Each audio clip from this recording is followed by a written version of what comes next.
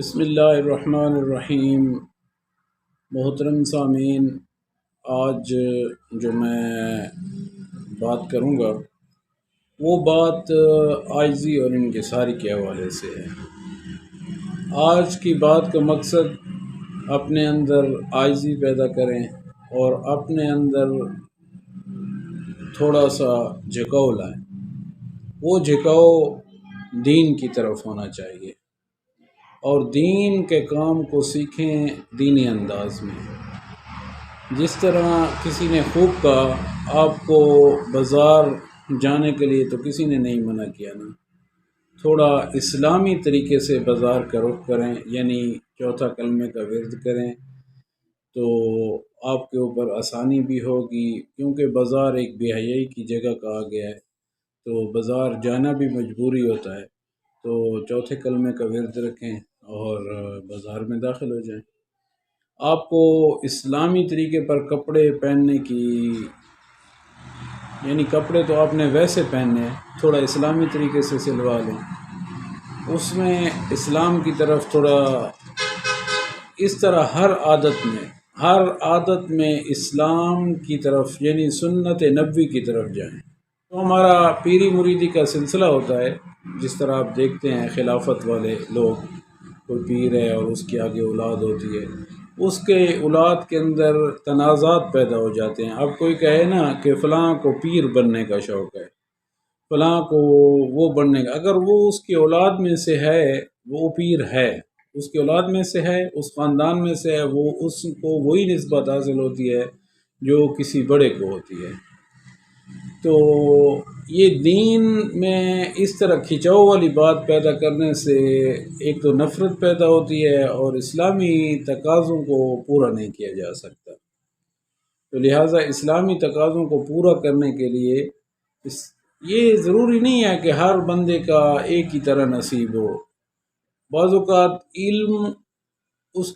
کسی بندے کے پاس کم ہوتا ہے، لیکن اس کا انسانی دماغ کے مطابق بات کرنا اور انسانی دماغ کو سمجھانا اور انسانی دماغ کے متعلق آگاہی فراہم کرنا، جس کی وجہ سے، یعنی وہ کہتے ہیں نا کہ کسی نے کسی کی دکھتی رگ پہ ہاتھ رکھ لیا، تو کسی کو طریقہ کار آتا ہے انسانی نفس پر ہاتھ رکھنے کا،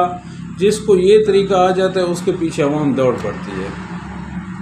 وہ اس کا اپنا کمال ہوتا ہے، اپنا فن ہوتا ہے، لیکن جس کے پیچھے پھر عوام دوڑ پڑتی ہے اس کو بھی چاہیے کہ وہ اسلام کی طرف ان کو لے کے جائے، نہ کہ اپنے ہاتھ چمانے کی طرف لے جائے، نہ کہ اپنی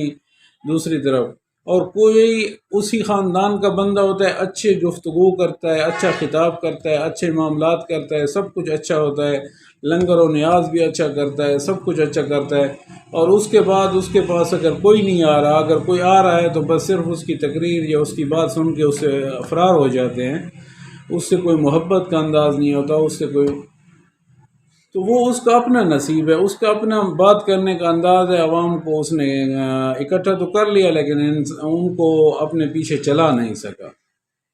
بعض اوقات یہ ہوتا ہے کہ ہمارے علماء میں بھی بہت سی ایسی چیزیں ہوتی ہیں کہ وہ گفتگو تو بڑی اچھی کرتے ہیں، مناسب تو بڑے اچھے اسلامی جو مقاصد ہیں وہ تو بڑے اچھے بیان کر لیتے ہیں، عوام جلسے میں بھی آ جاتی ہے، لیکن اس کی گفتگو میں اثر نہیں ہوتا۔ اس کی وجہ یہ ہے کہ اس کی گفتگو کا مقصد دنیاوی ہوتا ہے،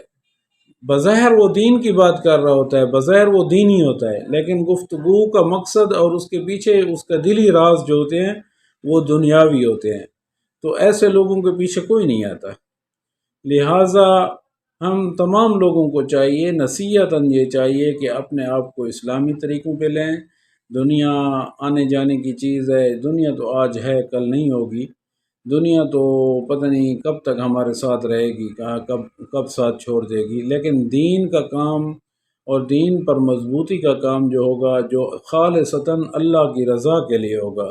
جو ہمارا کام کیا ہوا خالصتاً دین مصطفیٰ کے لیے ہوگا۔ اگر ہم کسی سنت پہ عمل کرتے ہیں تو وہ دین مصطفیٰ کی سنت سمجھ کر عمل کریں اور اس کو اپنے تک رکھیں، اور اپنے کردار سے لوگوں کو دین پر لائیں، نہ کہ تبلیغ کے ساتھ۔ تبلیغ کے ساتھ الفاظ کا چناؤ بڑا اونچا نیچا ہو جاتا ہے کردار کے ساتھ جب لائیں گے نا، کردار سے مراد عمل کر کے دکھائیں اور عملی باتوں سے ظاہر کریں کہ ہم اپنے کردار کے ساتھ لوگوں کو اسلام پہ لانا چاہتے ہیں، اپنے ساتھ چلانا چاہتے ہیں۔ اسلام ایسے نہیں پھیلا، اسلام کردار سے پھیلا ہے، محبت سے پھیلا ہے اور یکسوئی سے پھیلا ہے۔ اور دوسری بات یہ کہ صحابہ کرام جب کوئی کام کرتے تھے یا کوئی کام ہوتا تھا تو وہ موازنہ کرتے تھے، اپنے دلوں کا مواخذہ کرتے تھے کہ یا اللہ آج کل جو محبت آپ کی تھی آج اس سے بڑھ کر ہونی چاہیے۔ اللہ کی محبت کا دیکھتے تھے کہ کل جتنی تھی یا اس سے کم ہو گئی ہے، کہیں ہمارا دل روح دنیا کے پیچھے تو نہیں چلا گیا، کل سے محبت کم تو نہیں ہو گئی۔ تو وہ جتنا روتے تھے، انہوں نے جتنی محنت کی ہے اور جتنا اخلاص سے محنت کی ہے، وہ محنت صرف اسی چیز پہ ہوئی ہے کہ انہوں نے اپنا مواخذہ کیا ہے، انہوں نے اپنے آپ کو چیک کیا ہے، بار بار انہوں نے کاؤنٹر چیک کیا ہے اپنے آپ کو کہ ہم کس جگہ پہ ٹھہرے ہیں، کس مقام پہ ٹھہرے ہیں، آج ہمارا کیا مقام ہے، کیا رتبہ ہے، کیا چیز ہے۔